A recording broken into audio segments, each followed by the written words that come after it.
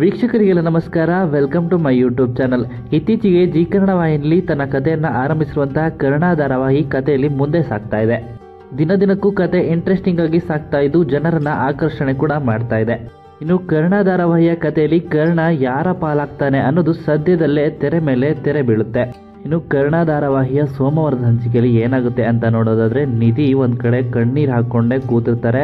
ಅಷ್ಟರಲ್ಲೇ ಕರ್ಣ ಮನೆಗೆ ಬರುವಂತ ಕನಸು ಕೂಡ ನಿಧಿಗೆ ಬೀಳ್ತಿರುತ್ತೆ. ಎಲ್ಲೇ ನೋಡಿದ್ರು ಕೂಡ ಕರ್ಣನೇ ಕಾಣಿಸ್ಕೊಳ್ತಿರ್ತಾನೆ ನಿಧಿಗೆ. ಇನ್ನೊಂದ್ ಕಡೆ ನಿತ್ಯ ಮದುವೆಗೆ ಕರ್ಣ ಹಾಗೂ ಅವರ ಅಜ್ಜಿ ಸಹಾಯ ಮಾಡೋದಕ್ಕೆ ಅಂತ ಎಲ್ಲ ಲಿಸ್ಟ್ ನ ತಗೊಂಡ್ ಬಂದಿರ್ತಾರೆ.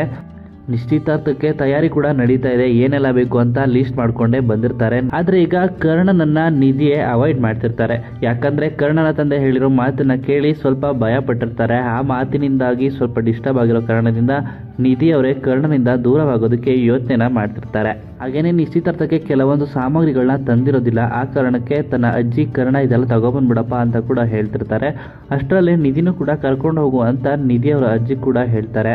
ಕರ್ಣ ಸರ್ ಜೊತೆ ಮಾತಾಡಬಾರ್ದು, ಹೋಗ್ಬಾರ್ದು ಅನ್ಕೊಂಡ್ರೆ ಇವರೇನಿದು ಮತ್ತೆ ನಮ್ಮನ್ನೇ ಕಳಿಸ್ತಿದಾರಲ್ಲ ಅಂತ ಅನ್ಕೊಂಡು ನಿಧಿನೇ ಕೊನೆಗೆ ಹೋಗ್ತಾಳೆ ಕರ್ಣನ ಜೊತೆ.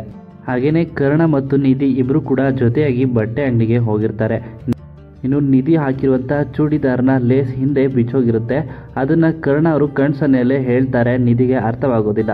ಅರ್ಥವಾದ ಬಳಿಕ ಕರ್ಣನನ್ನೇ ಕರೆದು ಟ್ಯಾಗ್ ಮಾಡೋದಕ್ಕೆ ಹೇಳ್ತಾರೆ.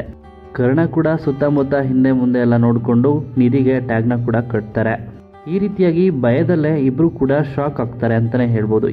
ಯಾಕಂದ್ರೆ ಕರ್ಣನ ತಂದೆ ಅಲ್ಲಿಗೇನಾದ್ರೂ ಮಿಸ್ ಆಗಿ ಬಂದ್ರೆ ತೊಂದರೆ ಆಗೋದು ಇಬ್ಬರಿಗೂ ಕೂಡ. ಆ ಭಯದಲ್ಲೇ ಇಬ್ರು ಕೂಡ ನಿಂತಿರ್ತಾರೆ.